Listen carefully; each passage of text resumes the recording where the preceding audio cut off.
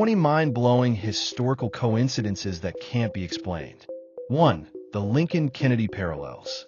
Abraham Lincoln was elected president in 1860.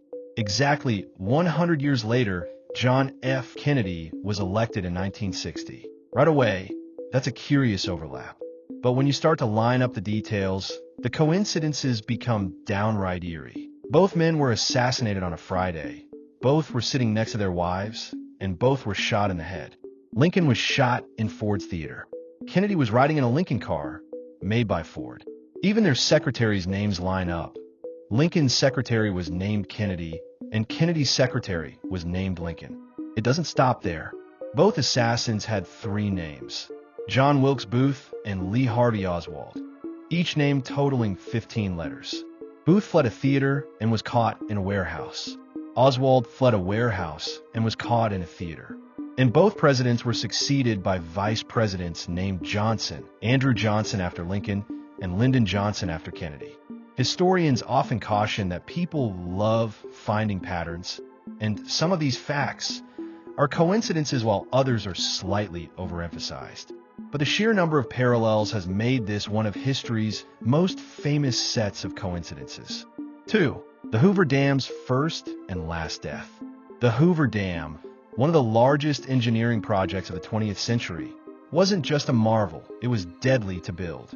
Officially, over 100 men lost their lives during its construction in the 1930s.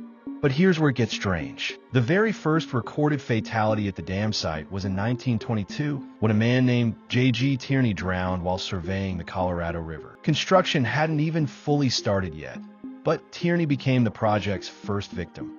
Fast forward to December 20th, 1935, the day before the dam was completed. The very last recorded fatality was Patrick Tierney, J.G. Tierney's own son. He also drowned in the river, almost exactly 13 years later to the day. For a father and son to bookend the same project's casualty list in such a tragic way. 3. The Titanic novel prediction. 14 years before the Titanic sailed, an author named Morgan Robertson wrote a novel called Futility, or The Wreck of the Titan. In it, he described a massive ocean liner, the largest ship ever built, declared unsinkable and carrying too few lifeboats. In the story, this fictional ship, called the Titan, strikes an iceberg in the North Atlantic and sinks, killing nearly everyone on board. Sound familiar? When the Titanic went down in 1912, the similarities were staggering. Both ships were around 800 feet long. Both could carry about 3,000 people. Both struck an iceberg on an April night in the North Atlantic. Both had a shortage of lifeboats. Now, Robertson insisted he wasn't psychic. He said he just knew ships and followed technology trends at the time.